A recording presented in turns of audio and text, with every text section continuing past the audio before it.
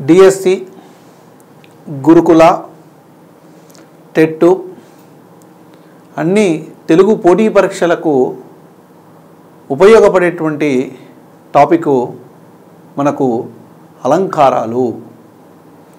ఈ అలంకారాలు అనేటువంటి టాపిక్ డిఎస్సి స్కూల్ అసిస్టెంట్లో భాషాంశాలు అనేటువంటి చాప్టర్లో భాగంగా ఉంటుంది. అదేవిధంగా గురుకుల తెలుగు సిలబస్లో కూడా భాషాంశాలు అనేటువంటి టాపిక్లో భాగంగా ఉంటుంది. ఈ అలంకారాలు అనేటువంటి టాపిక్ తెలంగాణ వాళ్ళకైనా ఉంటుంది, ఏపీ వాళ్ళకైనా ఉంటుంది. ఒకటే గుర్తుపెట్టుకోండి, భాషాంశాలు అనేటువంటి టాపిక్ తెలంగాణ వాళ్ళకైనా ఏపీ వాళ్ళకైనా ఒకటేనండి. తెలంగాణ వాళ్ళకు ఒక అలంకారాలు ఉంటాయి, ఆంధ్రప్రదేశ్ వాళ్ళకు ఒక అలంకారాలు ఉంటాయి అనేటువంటివి భావించకండి. అందరికీ ఒకటేనండి. తేడా ఉండేది ఏం లేదండి. కవులు కావ్యాలు రచనలే. ఎందుకు అని అంటే రాష్ట్రం ఏర్పడ్డ తర్వాత పాఠ్యపుస్తకాలు తెలంగాణకు ఒక రకమైనటువంటి పాఠ్యపుస్తకాలు, ఆంధ్రప్రదేశ్కు ఒక రకమైనటువంటి పాఠ్యపుస్తకాలను నిర్ణయించడం జరిగింది. కాబట్టి ఆ పాఠ్యపుస్తకాలలో ఉన్నటువంటి కవులను నేర్చుకోవడంలో భాగంగా ఆంధ్రప్రదేశ్ విద్యార్థులు ఆంధ్రప్రదేశ్ పాఠ్యపుస్తకాల్లో ఉన్నటువంటి కవులను తెలుసుకుంటున్నారు, తెలంగాణ విద్యార్థులు తెలంగాణ పాఠ్యపుస్తకాలలో ఉన్నటువంటి కవులను తెలుసుకుంటున్నారు. ఓకే, మరి ఇక్కడ అలంకారాలు అనేటువంటి టాపిక్ని చూద్దాం. ఇది అందరికీ ఉపయోగపడుతుందండి. ఏ పరీక్ష టెట్ దగ్గర నుంచి నెట్ సెట్ దాకా కూడా ఉపయోగపడేటువంటి టాపిక్. అందరికీ తెలంగాణ అయినా ఏపీ అయినా అందరికీ ఉపయోగపడేటువంటి టాపిక్. ఓకే అండి, మరి ఇక్కడ అసలు అలంకారాలు అంటే ఏంటి? అలంకారాలు అంటే ఏంటి? అలంకారాలు అని అంటే సామాన్య వ్యవహారిక భాషలో ఆభరణాలు, నగలు అని అర్థం. సామాన్య వ్యవహారిక భాషలో ఆభరణాలు, నగలు అని అర్థం. ఎందుకు సార్ ఆభరణాలు, నగలు ఎందుకు ధరిస్తారు? అందంగా ఉండడం కొరకు. మరి ఐశ్వర్యరాయ్ కూడా అందంగా ఉంటుంది కదా, ఆమె ఎందుకు ధరిస్తుంది? ఇంకా అందంగా కనపడడం కొరకు, ఇంకా అందంగా కనపడడం కొరకు. అంటే ఆభరణాలు, నగలు ధరించడం ద్వారా స్త్రీకి లేక పురుషునికి లేనటువంటి అందము, సొగసు అనేటువంటిది చేకూరబడతాయి. అంటే ఆభరణాలు, నగలు లేనటువంటి అందాన్ని, సొగసును చేకూరుస్తాయి. అర్థమవుతుందా? ఇప్పుడు పెళ్లి కూతురుగా ముస్తాబైనటువంటి స్త్రీని చూడండి, ఎంత అందంగా ఉంటుంది. 10 రోజుల తర్వాత పోయి తెల్లవారుజామున తలుపు కొట్టి లేపి చూడండి, అప్పుడు ఎట్లా ఉంటుందో. అంటే మేకప్ అలంకారాలు ఉన్నటువంటి స్త్రీకి, అలంకారాలు లేనటువంటి స్త్రీకి తేడా అనేటువంటిది ఉంటుంది. ప్రాచీన అలంకారికులు కావ్యాలను వేడితో పోల్చారు అని అంటే కావ్యాలను కాంతలతో పోల్చారు. కాంతలతో పోల్చారు. కాంతలు అని అంటే ఎవరు? ఇక్కడ స్త్రీలు. అంటే ఇక్కడ స్త్రీ అనేటువంటి శరీరానికి ఆభరణాలు, నగలు లేనటువంటి అందాన్ని, సొగసును చేకూరుస్తాయి.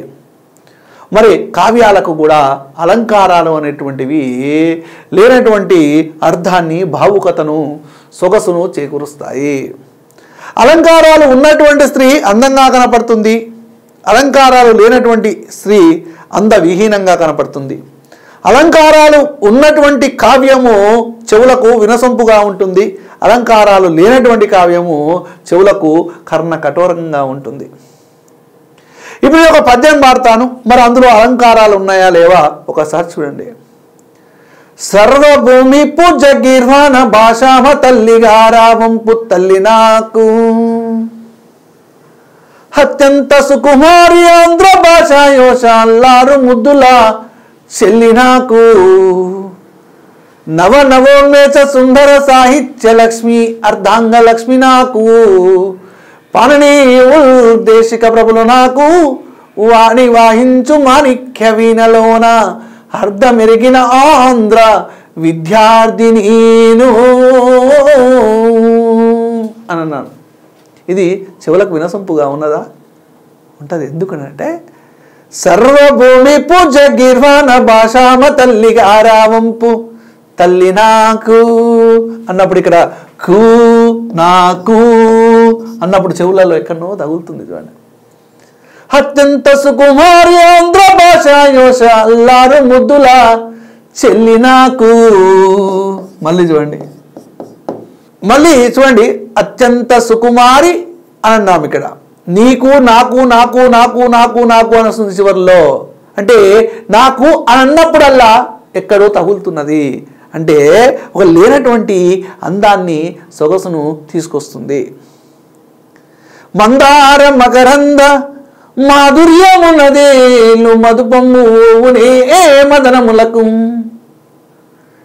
నిర్మల మందాకిని వీచికల తూగు రాయించసనునే తరంగిణిలకు లలిత రసాల పల్లవ కాని చొక్కు కోయిల సేరునే కుడజములకు పూర్ణేందు చంద్రికా స్ఫురిత చకోరకము అరగునే సాంద్రనిహారములకు అంబుజోదర దివ్య పాదారవింద చింతనామృత పాన విశేషమత్త చిత్తమేరీతి నితరం ముచరనీర్చు వినత గుణశీలా మాటలు వెయ్యునేలా.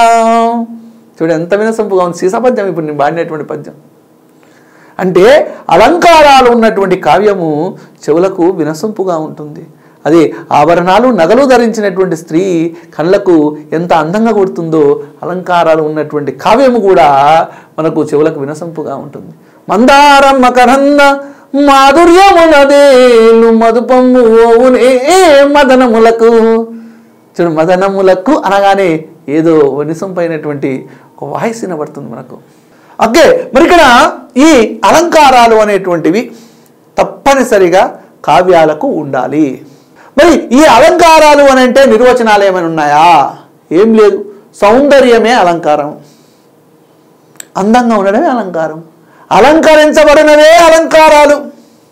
మరి ఈ అలంకారాల గురించి మొట్టమొదట భరతుడు నాట్యశాస్త్రంలో 4 అలంకారాలను చెప్పడం జరిగింది. ఎన్ని? 4. ఎవరైనా భరతుడు నాట్యశాస్త్రములో ఏంటివి ఆ 4 అలంకారాలు అని అంటే ఉపమాలంకారము, రూపకాలంకారము, దీపకాలంకారము, యమకాలంకారము. ఉపమాలంకారము, రూపకాలంకారము, దీపకాలంకారము, యమకాలంకారము. ఈ 4 అలంకారాలని చెప్పాడు భరతుడు నాట్యశాస్త్రంలో. ఈ ఉపమా, రూపక, దీపక అనేటువంటివి ఏమో అర్ధాలంకారాలు, యమక అనేటువంటిది ఏమో శబ్దాలంకారాలు. ఇందులో మరి భరతుడు 4 అలంకారాలు చెప్పాడు. దండి 12 అలంకారాలని చెప్పిండు. ఇంకా కొంతమంది అలంకారాలు కొన్ని అలంకారాలని చెప్పడం జరిగింది. ఇప్పుడు ఉపమాలంకారము, రూపకాలంకారము, దీపకాలంకారము, యమకాలంకారం అన్నాం కదా. మరి కాళిదాసుకు ఇష్టమైనటువంటి అలంకారం ఏంటిది? బాగా ఇష్టమైనటువంటి అలంకారము ఉపమాలంకారం. కాళిదాసుకు ఇష్టమైనటువంటిది ఆ అలంకారము ఉపమాలంకారం. అడుగుతున్నాడు బిట్టు, కాళిదాసుకు ప్రియమైనటువంటి అలంకారము ఏది? ఉపమాలంకారం. అందుకనే ఉపమా కాళిదాసస్య అని అంటారు. ఉపమా కాళిదాసస్య భారవేరర్ధ గౌరవము. ఉపమా కాళిదాసస్య భారవేరర్ధ గౌరవము అని అంటారు. దండి పదలాలిత్యం అని అంటారు. ఓకేనా? రైట్. మరి ఇక్కడ మరి చాలా మంది అలంకారాలు అని చెప్పారు. వీటన్నిటిని బేస్ చేసుకొని అలంకారాలు 2 రకాలుగా చెప్పబడ్డాయి. అలంకారాలు 2 రకాలుగా చెప్పబడ్డాయి. అలంకారాలు రకాలు: 1 శబ్దాలంకారాలు, 2 అర్ధాలంకారాలు. 1 శబ్దాలంకారాలు, 2 అర్ధాలంకారాలు.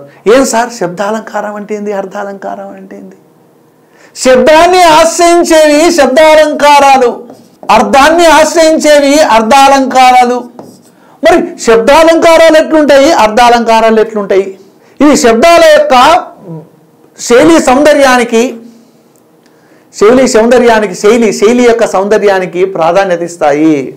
ఇవేమో అర్థానికి, భావుకతకు ప్రాధాన్యత ఇస్తాయి. అర్ధాలంకారం. ఇప్పుడు ఏదో ఒక పద్యం చెప్పాను, ఆ పద్యం యొక్క అర్థం తెలవకుండా కేవలము శబ్దాల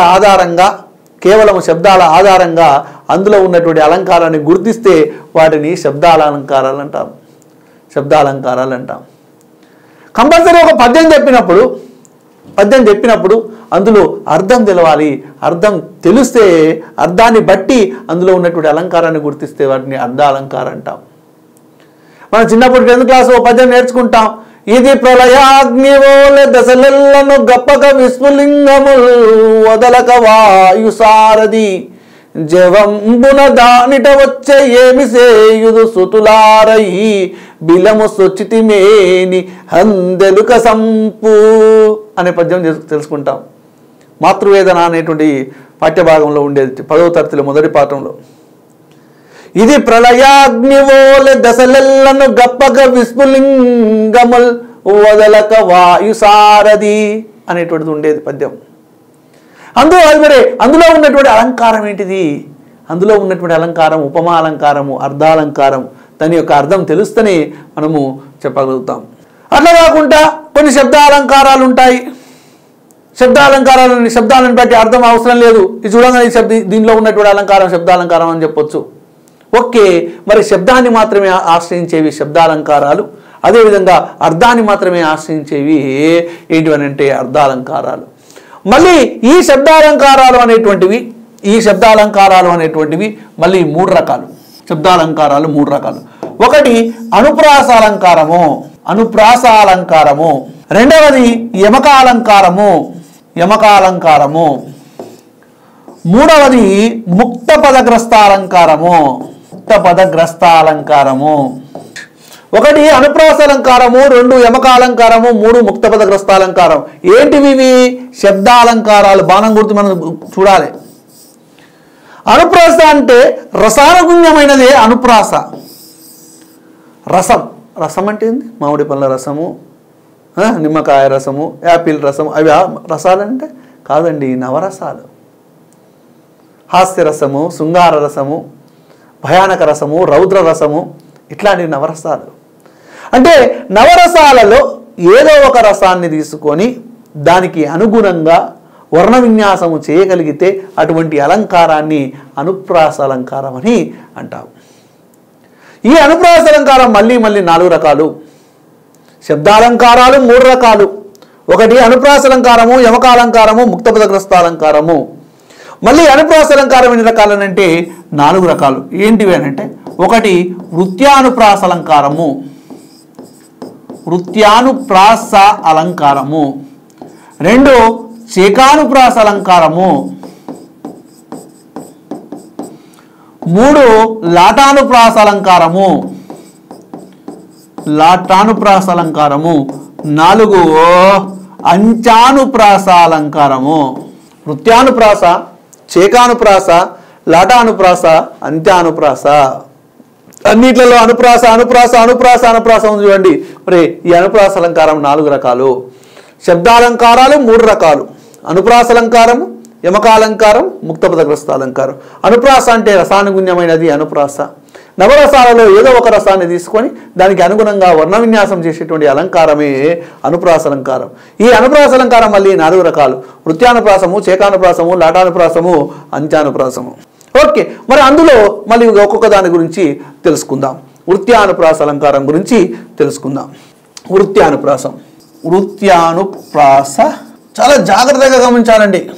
ప్రతి ఒక్క అలంకారానికి చెప్పేటువంటి సందర్భంలో నేను ఒక కీవర్డ్ చెప్తాను, అది మీరు రాసుకోవాలి. ఈ వృత్యానుప్రాస అలంకారానికి కీవర్డ్ ఏంటంటే రిపీట్. ఏం రిపీట్ అయితే ఇక్కడ అసలు రిపీట్ అనేటువంటి వర్డ్ ఎందుకు వచ్చింది సార్, ఇంగ్లీష్ ఎందుకు వచ్చింది ఇక్కడ అని అంటే, ఇక్కడ వృతము అని అంటే ఇట్లా రిపీట్గా వస్తుంటుంది అనమాట. ఏం రిపీట్ అయితే ఇక్కడ ఒక హల్లు లేదా అంతకంటే ఎక్కువ హల్లులు. ఒక హల్లు లేదా అంతకంటే ఎక్కువ హల్లులు. ఒక హల్లు లేదా అంతకంటే ఎక్కువ హల్లులు పలుమార్లు ఆవృతమైనట్లయితే ఆ అలంకారాన్ని ఏమంటామనంటే వృత్యానుప్రాస అలంకారం అంటాం. సింపుల్. ఏదైనా ఒక పద్యంలో కానివ్వండి, ఏదైనా ఒక వాక్యంలో కానివ్వండి, ఒక హల్లు రిపీట్ అయింది అనుకోండి, ఒక హల్లు అయినా రిపీట్ కావచ్చు, ఒక హల్లు కంటే ఎక్కువ హల్లులు రిపీట్ అయినా కానీ అందులో ఉన్నటువంటి అలంకారం ఏమంటే ఉత్యానప్రాసనం. అందుకనే నేను ఏమని చెప్పానంటే రిపీట్, వృతము అంటే మళ్ళీ మళ్ళీ మళ్ళీ మళ్ళీ రిపీట్ కావడం అని అర్థం అన్నమాట. ఓకేనా, రైట్. మరి ఇప్పుడు ఒక ఉదాహరణ చూద్దాం. లచ్చి పుచ్చకాయలను తెచ్చి ఇచ్చినది. లచ్చి పుచ్చకాయలను తెచ్చి ఇచ్చినది అన్నప్పుడు ఇందులో ఏ హల్లు రిపీట్ అయ్యిందో ఒకసారిగా చూద్దాం. ఇక చూడండి, చి చా చి చి. ఏం సార్ చీ చీ చా అంటే ఇక్కడ చీలో ఈ ఉంది, చాలో ఆ ఉంది, ఇక్కడ చీలో ఈ ఉంది అంటే ఏమేం లేదండి, హల్లు సమానంగా ఉంటే సరిపోతుంది, అచ్చులు వేరే పర్వాలేదు. హల్లు సమానంగా ఉంటే సరిపోతుంది, అచ్చులు వేరైనా పర్వాలేదు. ఇందులో ఒక హల్లు రిపీట్ అయింది, ఇంకొకటి కూడా లా లా అంతే, లా 2 times రిపీట్ అయిపోయింది. ఇంకా చూసినట్లయితే ఇక్కడ యా, ఇక్కడ ఈ, ఇక్కడ రిపీట్ అయిపోయింది. అంటే ఇక్కడ హౌ మెనీ లెటర్స్ రిపీటెడ్ అని అంటే 3 letters రిపీటెడ్. అంటే 3 హల్లులు ఇక్కడ రిపీట్ కావడం జరిగింది. 3 హల్లులు రిపీట్ అయినాయి. అంటే నిర్వచనం ఏంటి, ఒక హల్లు లేదా అంతకంటే ఎక్కువ హల్లులు పలుమార్లు ఆవృతమైనట్లయితే, రిపీట్ అయినట్లయితే ఆ అలంకారాన్ని ఏమంటామని అంటే వృత్యానుప్రాస అలంకారం అని అంటాము. వృత్యానుప్రాస అలంకారం అని అంటాము. ఓకేనా, ఇంకో ఉదాహరణ చెప్తాను. కాకి కోకిల కాదు కదా. కాకి కోకిల కాదు కదా. ఇందులో ఎన్ని హల్లులు రిపీట్ అయినా చూడండి. కా కి కో కి కా కా కా అనేటువంటి హల్లు రిపీట్ అయింది. నెక్స్ట్ దూ ద 2 హల్లులు రిపీట్ అయినాయి. కాకి కోకిల కాదు కదా. నెక్స్ట్ బాబు బాబు జిలేబీ పట్టుకొని, బాబు జిలేబీ పట్టుకొని డాబా పైకి గబగబా ఎక్కాడు. బాబు జిలేబీ పట్టుకొని డాబా పైకి గబగబ ఎక్కాడు. ఇక్కడ చాలా హల్లులు రిపీట్ అయినాయండి, చాలా హల్లులు రిపీట్ అయినాయి. బి బా బా బా బా, ఇక లా రాలేదు. నెక్స్ట్ డా కూడా రిపీట్ అయింది చూడండి. డా డు, ఇక్కడ కి కా, ఇక్కడ హల్లులు చాలా రిపీట్ అయిపోయినాయి. అంటే హల్లులు రిపీటెడ్గా వస్తూ ఉంటే దాన్ని ఏమంటామనంటే ఉత్యానుప్రాస అలంకారం అన్నాడు. ఒక పాట ఉంటుంది, ఇందు వదన కుంద వదన అని మందరవన ఒక పాట ఉంటుంది చూసారు, అది కూడా అందులో కూడా ఏ అలంకారం ఉంది అని అంటే వృత్యానుప్రాస అలంకారమే ఉంది. ఇంకో ఉదాహరణ, గట్టు మీది చెట్టు కింద, గట్టు మీది చెట్టు కింద కిట్టు తన రొట్టెను లొట్టలేసుకుంటూ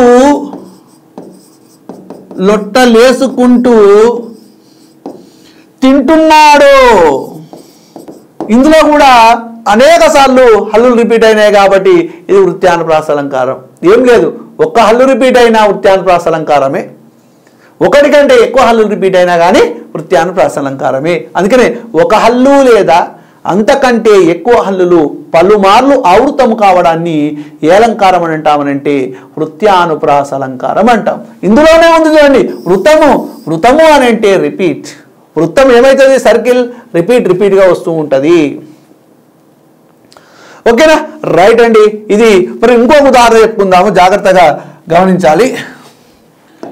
1,00,000 భక్షములు తిన్న లక్ష్మయ్యకు, 1,00,000 భక్షములు తిన్న లక్ష్మయ్యకు ఒక భక్షము లక్ష్యమా? 1,00,000 భక్షములు అంటే తెలుసుగా, బచ్చాలు, అవే ఓలిగలు అంటారు అనంతపురంలో, పోలెలు. అదే ఆంధ్రాకి వెళ్ళినట్లయితే బొబ్బట్లు అని అంటారు, తెలంగాణలో అయితేనేమో బచ్చాలు అని అంటారు, భక్షములు అంటారు. 1,00,000 భక్షములు తిన్న లక్ష్మయ్యకు ఒక భక్షము లక్ష్యమా అంటే ఇందులో కూడా హల్లులు రిపీట్ అయిపోయాయి కాబట్టి ఇది కూడా వృత్యానుప్రాస అలంకారమే. నెక్స్ట్ ఇంకా చూసినట్లయితే చిటపట చినుకులు నేలను తాకుతున్న వేళ, చిట్టపట్ట చినుకులు నేలను తాకుతున్న వేళ. ఇందులో కూడా అనేకమైనటువంటి చాలా అక్షరాలు రిపీటెడ్గా వచ్చాయి కాబట్టి ఇందులో ఉన్నటువంటి అలంకారం కూడా ఏమవుతుందంటే వృత్యానుప్రాస అలంకారము అవుతుంది. ఓకేనా. నెక్స్ట్ ఇంకా చూసినట్లయితే రత్తమ్మ తన అత్తమ్మకు కొత్త దుత్త అంటే పాత్ర అని అర్థం. కొత్త దుత్తతో పాలు తెచ్చి ఇచ్చినది. ఇందులో కూడా అనేకమైనటువంటి లెటర్స్ పలుమార్లు ఆవృతమయ్యాయి, రిపీట్ అయ్యాయి కాబట్టి ఇందులో ఉన్నటువంటి అలంకారం కూడా వృత్యానుప్రాస అలంకారమే. నెక్స్ట్ ఇంకో ఉదాహరణ, అక్కడ లేక ఇక్కడ లేక మరెక్కడున్నట్లు. మరెక్కడున్నట్లు. ఇక్కడ కూడా అనేకమైనటువంటి లెటర్స్ చూడండి. డా రిపీట్ అయింది, లా రిపీట్ అయిపోయింది, కా రిపీట్ అయిపోయింది. అనేకమైనటువంటి లెటర్స్ ఇక్కడ రిపీట్ అయిపోయింది కాబట్టి రిపీట్ అయ్యాయి కాబట్టి ఇందులో ఉన్నటువంటి అలంకారం కూడా ఏమవుతుందంటే వృత్యానుప్రాస అలంకారం. ఓకే. వృత్యానుప్రాస అలంకారం అంటే ఏం లేదండి, ఒక హల్లు లేదా అంతకంటే ఎక్కువ హల్లులు పలుమార్లు ఆవృతం కావడాన్ని వృత్యానుప్రాసం అంటారు. ఓకేనా. ఇప్పుడు వృత్యానుప్రాస అలంకారం అనేటువంటిది కంప్లీట్ అయిపోయింది. వృత్యానుప్రాసం తర్వాత ఏమున్నది, చేకానుప్రాస అలంకారం ఉన్నది. చేకానుప్రాస అలంకారము ఉన్నది. చూద్దాం ఇప్పుడు చేకానుప్రాస అలంకారం గురించి చూద్దాం. రెండవది చేకానుప్రాస అలంకారం. ఏంది సార్ చేకానుప్రాస అలంకారం అని అంటే? అసలు చేకము అంటే అర్థమైంది జంట అని అర్థం. ఎవరి జంట? చేకము అంటే జంట అని అన్నారు. ఎవరి జంట చెప్పరేందమ్మా? ఓకే. మరి చేకము అంటే జంట అంటే ఇక్కడ హల్లుల జంట అంటే ఇక్కడ చూడండి, జంట అంటే పదాల యొక్క జంట అని కూడా అనొచ్చు. అర్ధభేదము కలిగినటువంటి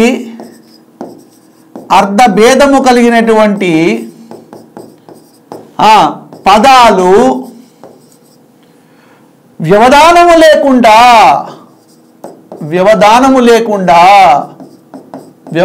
లేకుండా వెంట వెంటనే ప్రయోగింపబడితే ఆ అలంకారాన్ని చేకానుప్రాస అలంకారం అని అంటాం. అర్ధభేదం ఏంది సార్? అర్థములో భేదం అన్నమాట. అర్థములో తేడా అనేమాట. అర్ధభేదము కలిగినటువంటి పదాలు వ్యవధానం లేకుండా వెంటనే సేమ్ ఉంటాయి. మనకి పదాలు మాత్రం సేమ్ ఉంటాయి, వెంటనే అన్నమాట. జంటను విడదీ రాకుండా ఎట్లా ఉంటాయో ఆ వెంటనే పదాలు ఉచ్చరింపబడితే దానిని ఏమంటామనంటే చేకానుప్రాస అలంకారం అని అంటాం. అంటే ఫాలో మీ అన్నట్లుగా వెనకబడే వస్తాయి పదాలు. ఇప్పుడు ఉదాహరణ చూస్తే అర్థమైపోతుంది. ఒక ఉదాహరణ చెప్తాను, జాగ్రత్తగా వినాలి. అనాథ నాద నంద నందన నీకు 100 వందనాలు. అనాథ నాద నందనందన నీకు 100 వందనాలు అని అన్నాం. ఏంది ఇక్కడ రిపీటెడ్ వర్డ్స్ ఏమొచ్చినాయి, వెంటనే ఏమొచ్చినాయి? ఇక్కడ పదాలు నాద నంద 100 ఇక్కడ చూడండి. ఇప్పుడు ఈ నాద వెంటనే వచ్చింది. నంద వెంటనే వచ్చింది. ఇక్కడ 100 వెంటనే వచ్చింది. కానీ ఈ నాద అంటే అర్థం వేరు, ఈ నాద అంటే అర్థం వేరు. అదే అర్ధభేదం. అర్థంలో డిఫరెన్స్ ఉంది. అర్ధభేదము కలిగినటువంటి పదాలు వెంటనే వ్యవధానం అని అంటే గ్యాప్. నేను ఒక కీవర్డ్ చెప్తా అన్నా కదా, ఇక్కడ గ్యాప్ లేకుండా అనమాట. వెంటనే ఫాలో మీ అన్నట్లుగా వెంటనే వస్తుంది అనమాట. ఓకే. అనాథ నాద, ఇక్కడ నంద 100. ఇప్పుడు చూడండి, ఈ అనాథ అంటే దిక్కు లేని అర్థం. అనాథ అంటే అర్థం ఏంటంటే దిక్కు లేని. నాద అంటే దిక్కు. నంద అంటే పేరు. నందన అంటే కుమారుడు. 100 అంటే సంఖ్య. వందనాలు అంటే నమస్కారాలు. చూడండి, నాదా అన్నాడు, వెంటనే వచ్చింది, కానీ అర్థం వేరు. ఏమైనా గ్యాప్ వచ్చిందా అంటే సార్ అనాథ నాద అంటే మధ్యలో స్పేస్ ఉంది కదా అంటే స్పేసులు చూడొద్దండి. ఒక అక్షరము కానీ 2 అక్షరాలు కానివ్వండి పదాలు కానీ ఉన్నట్లయితేనే గ్యాప్ ఉన్నట్లు. స్పేసులు గుర్తులు వీటన్నిటిని మనం పట్టించుకోవద్దు. ఓకేనా? రైట్. దిక్కులేని వాళ్లకు దిక్కైనటువంటి ఓ నందుని కుమార నీకు 100 నమస్కారాలు అని ఈ వాక్యం యొక్క అర్థము. ఇక్కడ గ్యాప్ లేకుండా వెంటనే వచ్చింది కాబట్టి ఇందులో ఉన్నటువంటి అలంకారము చేకానుప్రాస అలంకారం. సార్ మరి బిట్ ఎట్లా అడుగుతాడు? ఏదైనా ఒక వాక్యం ఇచ్చి ఆ వాక్యంలో ఉన్నటువంటి అలంకారాన్ని గుర్తించమని అంటాడు. ఏదైనా ఒక వాక్యం ఇచ్చి ఆ వాక్యంలో ఉన్నటువంటి అలంకారాన్ని గుర్తించమని అంటాడు. ఓకేనా? రైట్. ఇది ఒక ఉదాహరణ. ఇంకో ఉదాహరణ చెప్తాను, జాగ్రత్త వినాలి. అమ్మో అమ్మోరు. ఏ అమ్మో అనేటువంటి పదము ఇది ఒకటి. అమ్మోరు. అమ్మోరు అని అంటే దేవత. అమ్మో అంటే ఆశ్చర్యార్థకాన్ని తెలిపేటువంటి ఒక పదము. సార్ మధ్యలో ఈ గుర్తుందిగా అంటే గుర్తులు కూడా మనం పరిగణలోకి తీసుకోవద్దు. గుర్తులు ఉన్నా ఏం కాదు, అక్షరాలు కానీ పదాలు కానీ ఉండొద్దు అక్కడ. కాబట్టి ఇక్కడ స్పేస్ అంటే ఇక్కడ వేరే అక్షరం కానీ పదం కానీ ఏమీ లేదు కాబట్టి అమ్మో అంటే అర్థం వేరు, అమ్మోరు అంటే అర్థం వేరు. మరి అర్థభేదం కలిగినటువంటి పదాలు వెంటనే వచ్చినాయి కాబట్టి ఈ వాక్యంలో ఉన్నటువంటి అలంకారము చేకానుప్రాస అలంకారము అవుతుంది. ఇప్పుడు మీకు ఉదాహరణ చెప్తాను, జాగ్రత్త వినాలి. హారిక హారిక జో హారిక అన్నాను. హారిక జో హారిక ఇది చేకానుప్రాస అలంకారం అవుతుందా? హారిక జో హారిక అని అన్నాను, ఇది చేకానుప్రాస అలంకారం అవుతుందా? కాదు. ఇది ఎందుకు కాదు? మధ్యలో జో వచ్చింది కాబట్టి. ఒకటే అక్షరంగా పోలిద్దామే అంటే ఒక అక్షరమైనా 2 అక్షరాలైనా కానీ 2 అక్షరాలైనా 3 అక్షరాలు ఉన్నా కానీ ఏదైనా అసలు గ్యాప్ అనేటువంటిది ఉండొద్దు. వెంటనే నేను చెప్తున్నా, ఫాలో మీ అన్నట్లుగానే వెంటనే రావాలి పదము. అర్థభేదం ఉండాలి, అర్థాలు వేరుండాలి. అట్లా ఉంటే ఆ వాక్యంలో ఉన్నటువంటి అలంకారము చేకానుప్రాస అలంకారం అవుతుంది. కాబట్టి ఈ హారిక జో హారిక అనేటువంటిది చేకానుప్రాస అలంకారము కాదు.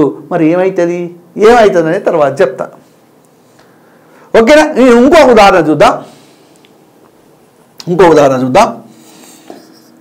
వీరు వీరు పరార్థు.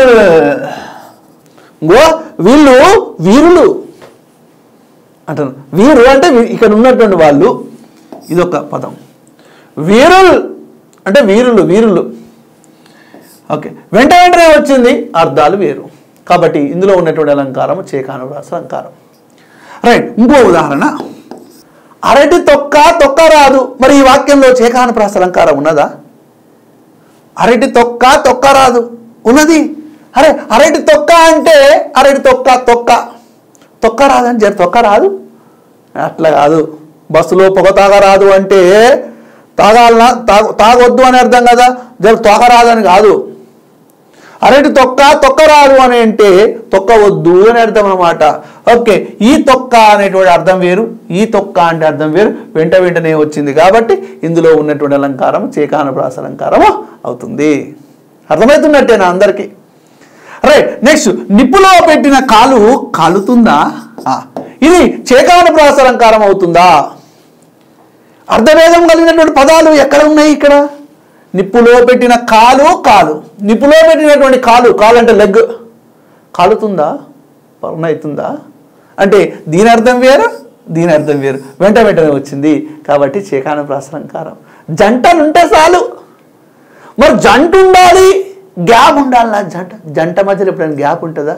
ఉండదు. అందుకే గుర్తుపెట్టుకో, జంట అంటే గ్యాప్ ఉండదు అని అర్థం. ఇక్కడ పదాలు కూడా గ్యాప్ లేకుండా వస్తాయి, వెంటనే వస్తాయి. Okay, right. మరి అర్థాలు వేరు ఉండాలి.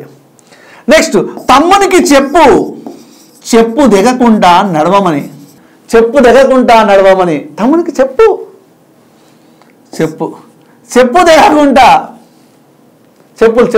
చెప్పు దిగకుండా నడవమని. ఈ చెప్పు అంటే అర్థం వేరు, ఈ చెప్పు అంటే అర్థం వేరు. వెంటనే వచ్చింది కాబట్టి ఇందులో ఉన్నటువంటి అలంకారము చేకానుప్రాస అలంకారం. ఇంకో ఉదాహరణ, హారతికిచ్చిరి.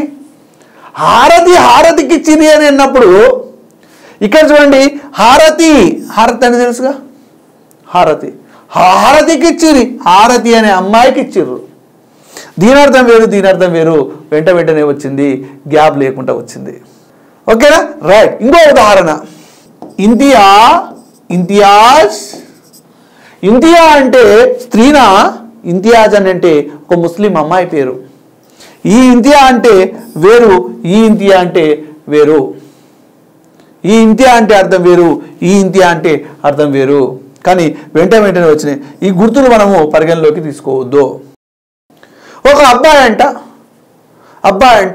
అబ్బాస్ కటింగ్ అనేటువంటిది ప్రేమదేశం సినిమాలో అప్పుడు అబ్బాస్ కటింగ్ అనే ఫేమస్ ఉండేది అనమాట. అబ్బాస్ కటింగ్ చేయించుకొని అమ్మాయి దగ్గర పోయి, చూడు నేను అబ్బాస్ కటింగ్ చేసుకున్నా అంటే అప్పుడు అమ్మాయి అన్నదంట, అబ్బాసా అన్నదంట. ఏమన్నది? అబ్బాసా అన్నదంట. ఇక చూడు, అబ్బా అంటే ఆశ్చర్యార్థకం, అబ్బాసా అంటే పేరు, ఈ అబ్బా అంటే అర్థం వేరు, ఈ అబ్బా అంటే అర్థం వేరు. వెంటనే వచ్చినాయి. కాబట్టి ఇందులో ఉన్నటువంటి అలంకారం కూడా ఏమవుతుందంటే చకానప్రాస అలంకారం అవుతుంది. రైట్. ఇంకో ఉదాహరణ, మోహనావపై వెళ్ళింది. మోహనావపై వెళ్ళింది. రైట్. మోహనావపై వెళ్ళింది.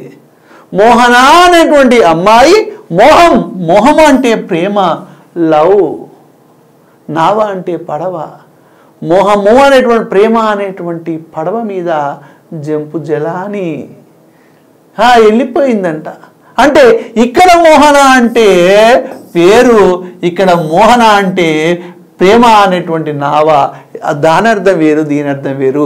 వెంటనే వచ్చింది. కాబట్టి ఇక్కడ కూడా ఏ అలంకారం ఉన్నది అని అంటే చకానుప్రాస అలంకారం ఉంది. చూడండి, ఇన్ని ఉదాహరణలు వచ్చేసినాయి. చేకం అంటే జంట. మరి సేమ్ అర్థం కలిగినటువంటి జంటనా? కాదు, వేరు అర్థాలు కలిగినటువంటి జంట, వేరు అర్థాలు కలిగినటువంటి పదాలు. వ్యవధానం లేకుండా, వ్యవధానం అంటే గ్యాప్ లేకుండా వెంటనే ప్రయోగింపబడితే అది ఏ అలంకారం అవుతుందని అంటే చకానుప్రాస అలంకారము అవుతుంది. ఓకే, ఇది చకానుప్రాస అలంకారానికి సంబంధించి. మనము అనుప్రాస అలంకారం మొత్తం 4 రకాలని చెప్పాము. ఒకటి వృత్యానుప్రాస అలంకారం అయిపోయింది, రెండవది చకానుప్రాస అలంకారం అయిపోయింది, మూడవది లాటానుప్రాస అలంకారం. చూద్దాం.